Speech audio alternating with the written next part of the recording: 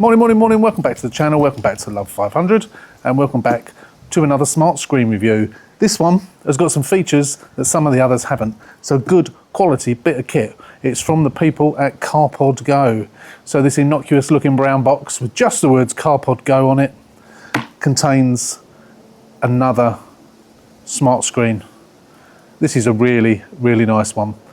I've had a quick look at their website. I've had a look at the features of this and I'm going to be describing the features of it to you.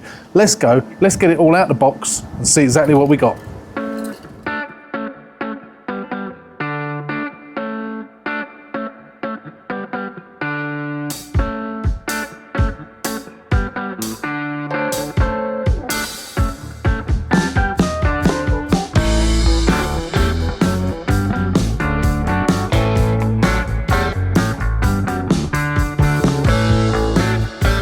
Okay, so when you get out of the box, what we've got inside the box is another box, which is all shrink wrapped. That's got the actual CarPlay smart screen in it.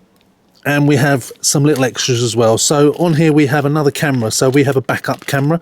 Now I don't know whether that's a reversing camera at this point or whether it's a rear camera. I think it might be a reversing camera because it says here, if the backup camera shows a black screen or flickers, it's due to unstable reversing light current, this device to filter the current. So it's a filter to filter out any interference should you get any. I've never seen one of those in one of these before.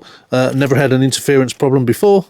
That's what we've got. So we've also got a mount there that you can mount to your dashboard or to your windscreen.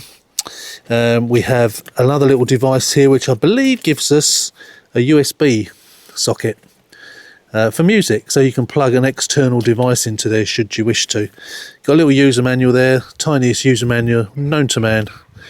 We have the power cable here. I think that's the power cable for the backup camera. Now I won't be fitting the backup camera because this is a temporary install just for demonstration purposes only. So yeah, we won't be fitting that, but we want to describe it to you and show you how it works. This is the main thing. Let's get this box open and see what extra is in the box apart from the screen.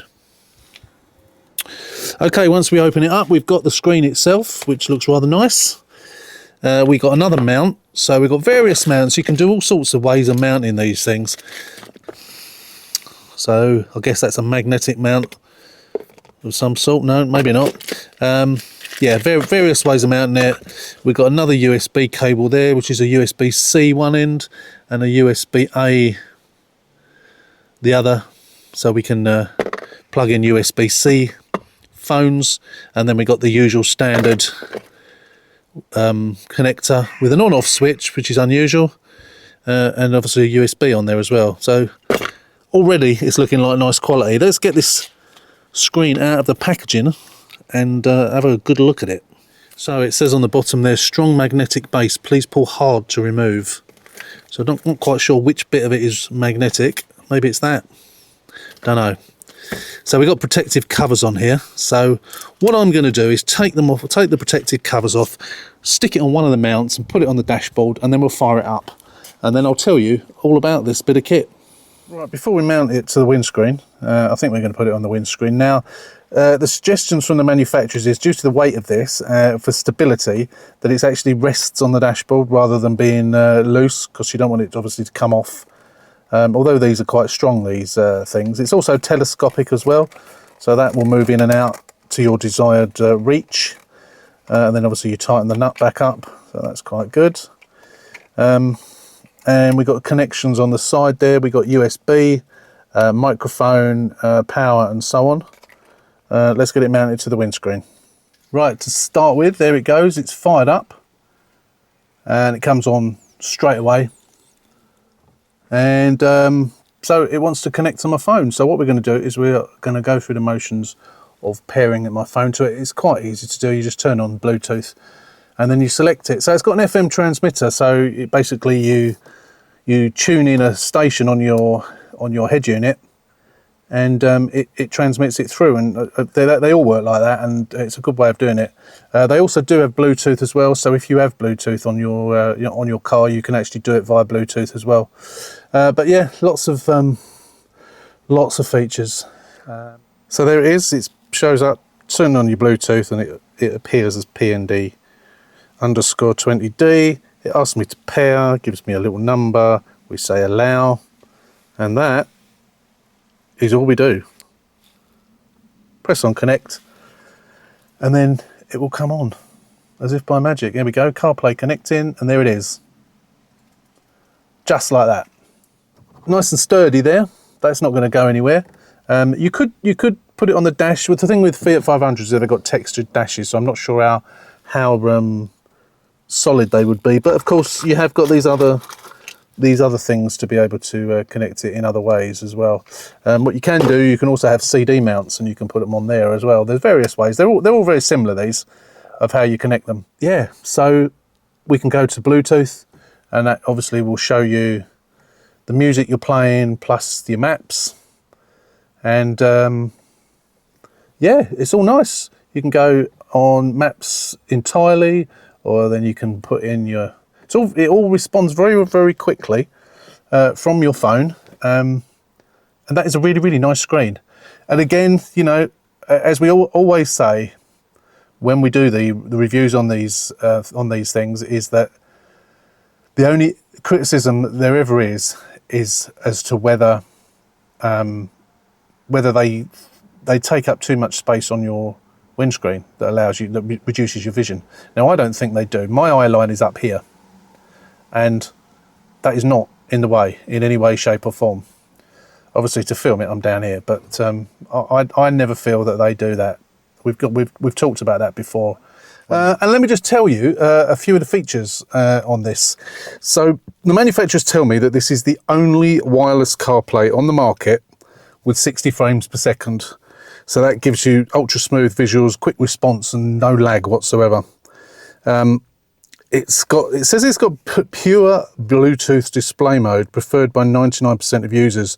The audio is transmitted through the car's Bluetooth system, if your car has Bluetooth, while the screen displays video only. Steering wheel controls and built-in microphone are supported, so that's good as well.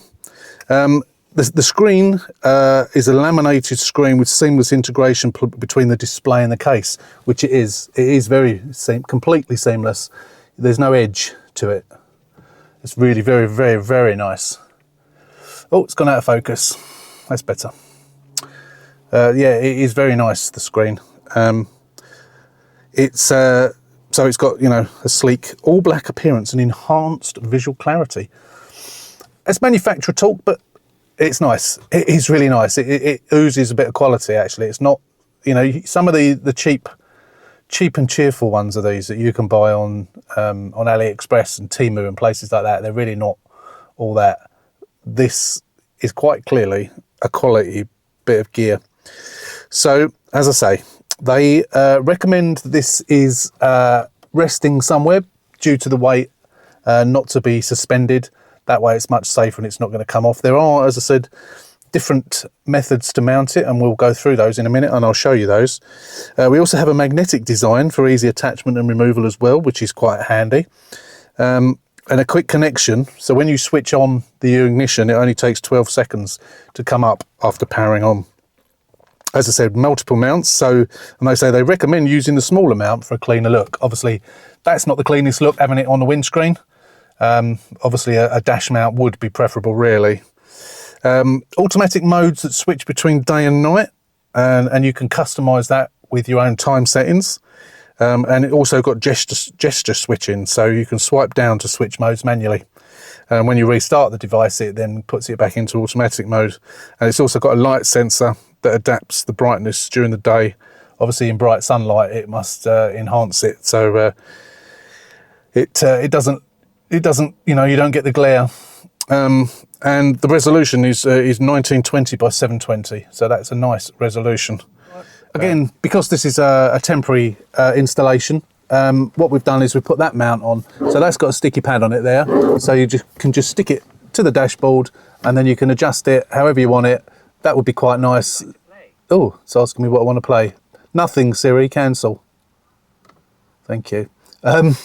So yeah, so once that's stuck on there, then, you know, you can have it in front of your vents, or you can have it up here slightly, wherever you want to put it, really.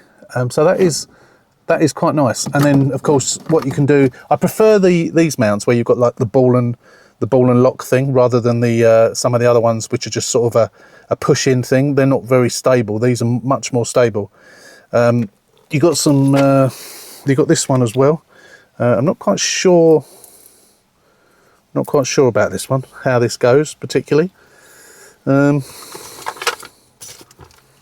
not sure about that. Don't forget, you also got your little USB here, so you can plug that into the side of it, and that can give you charging for your phone, or you can put a USB stick in or something like that. And don't forget, you've also got your rear view camera as well, reversing camera, which, as I say, I'm not going to install, but that's a good additional bit of kit. It hasn't got a front camera for a dash cam, but no doubt you could probably plug one into it, I would imagine, if you wanted to. I like this. I think this is probably one of the nicest ones that I've reviewed. So obviously you can run the cable where you want it to hide it. What I used to do when I used to fit these to cars is I would put it through the air vent and then run it down and then underneath. That's probably the best way of doing it. So there we go. As you can see, it's just switched on, and then they say it takes 12 seconds before it launches. CarPlay is connecting. Bang, there it is, just like that. So that is it. Anyway, that, my friends, is the CarPlay 60 frames per second smart screen. 60 frames a second. That display is very, very nice. Very, very nice. So if you'd like to get yourself one, I say, have a look in the CarPodGo website or on Amazon. The links to all the features of these, which we've already gone through, are all on there. If you want to see more about the product, that's the place to go. This will be the last video of a smart screen. I have been asked by another two manufacturers to review the smart screens, but I think we've done enough of them now. I don't want it to be too repetitive. This is one of the nicer ones. I've reviewed quite a few of them. I'd say this is one of the nicer ones. Yeah, that's it. What more can I tell you about it? It's CarPodGo is the name of the manufacturer. So yeah, as I say, if you want one, you know where to look. So that's it. Thanks for watching. I hope I haven't bored you too much with my waffling, but these are nice and they're reasonably priced, and they bring your car bang up to date with wireless Apple CarPlay. I don't think this particular one works on Android Auto. I think it's just CarPlay. But yeah, that's it. Thanks for watching. Don't forget, if you're not a subscriber, hit that button. Subscribe to the channel, give us a thumbs up, and until the next one, take care, stay safe, and we'll see you soon.